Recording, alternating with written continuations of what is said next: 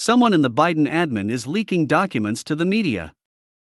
Leaked White House notes from the Situation Room meeting one day before Kabul fell obtained by Axios reveals just how unprepared Joe Biden was for the Afghanistan withdrawal. According to the notes, the Biden regime was scrambling at the 11th hour and had just barely notified Afghan allies to begin to register their interest in relocation to the United States hours before the Taliban took over.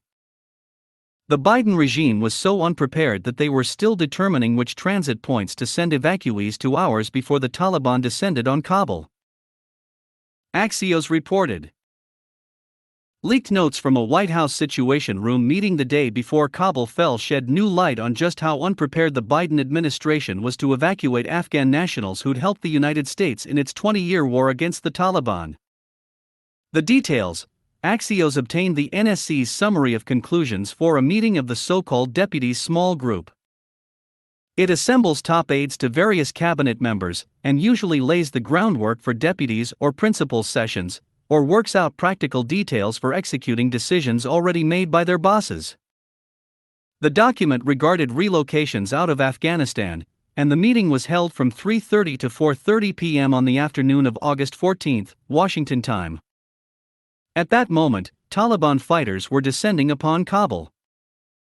The meeting was chaired by National Security Council official Liz Sherwood Randall and included senior officials across multiple agencies, including General John Hyten, Vice Chairman of the Joint Chiefs of Staff.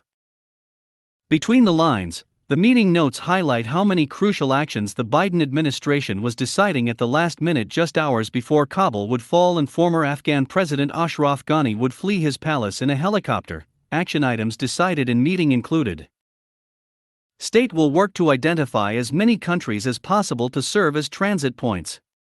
Transit points need to be able to accommodate U.S. citizens, Afghan nationals, third country nationals, and other evacuees.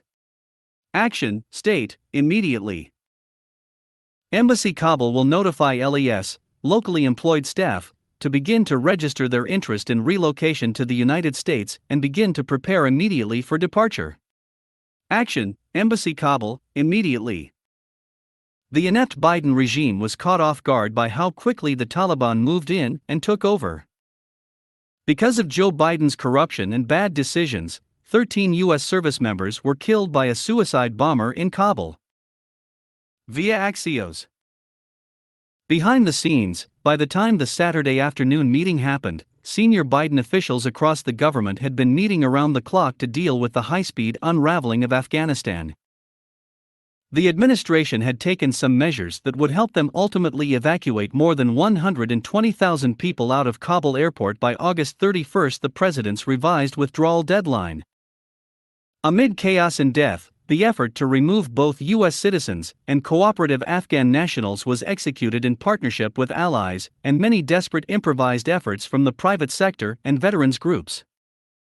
Troops were pre-positioned in the region so they could get quickly to Kabul airport to run the evacuation.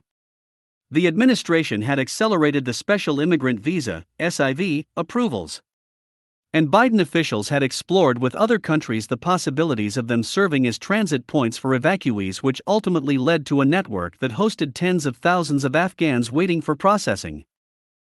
Nonetheless, many of the key decisions hadn't been made on the eve of Kabul's fall.